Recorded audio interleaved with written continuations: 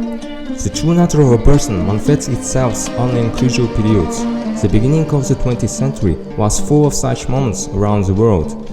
In the case of the USSR, we would like to highlight the deportation of multiple small and not very small peoples and ethnic groups to the territory of Kazakhstan in the 1920s and 40s. In our view, this is a very significant period of our history, which best shows the humanity of a people in such hard times for all.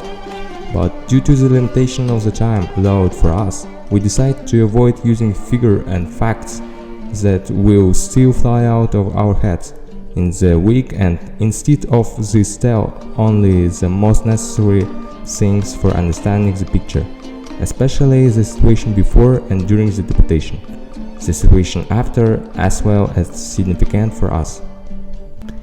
To begin with, it would be better to understand the reason for such a global deportation, but there are problems with explaining the reason. There were many deportations and each of them has its own causes. The motives of some of them still remain relevant for discussion to this day. But whatever the motives, the territory of Kazakhstan was just perfectly suited for the implementation of this plan, because Kazakhstan has a huge territory with a small population. It's not difficult to guess why Kazakhstan has become one of the points for deportations. Among the peoples deported to Kazakhstan, the following are documented: Russians, Ukrainians, Germans, Koreans, Crimean Tatars, Chechens, Ingash, Dangans, Kalmuks, and many others. Inhuman crimes were committed against these nations. Huge victims have been documented due to unbearable conditions was completely without soil slander, the illegality of which was recognized only in 1989. But bypassing by the reckless actions of the Soviet government, multiple manifestations of unexpected melancholy from Kazakhs are also documented. Despite the fact that both sides didn't know what to expect from each other, there was no pressure on the culture and values of the displaced people from the Kazakhs.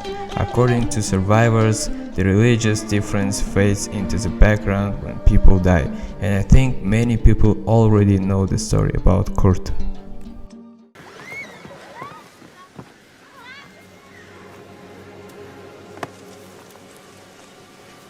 За что? Тихо, тихо, тихо.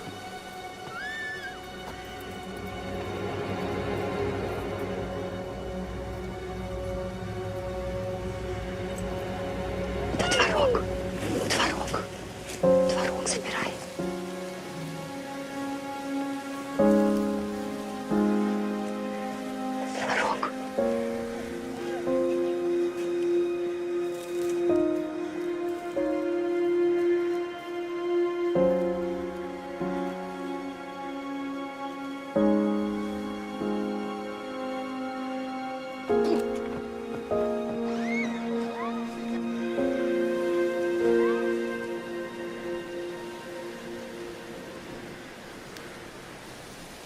This is a historical explanation of the multinational nature in our state. So why is it so valuable for us?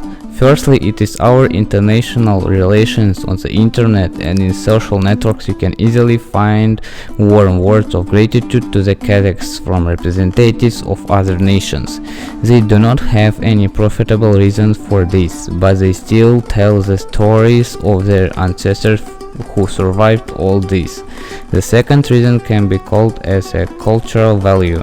Now pseudo-patriots have a tendency to attribute everything to the Kazakhs at once, thereby devaluing our true history. But kidnapping during deportation is not the same.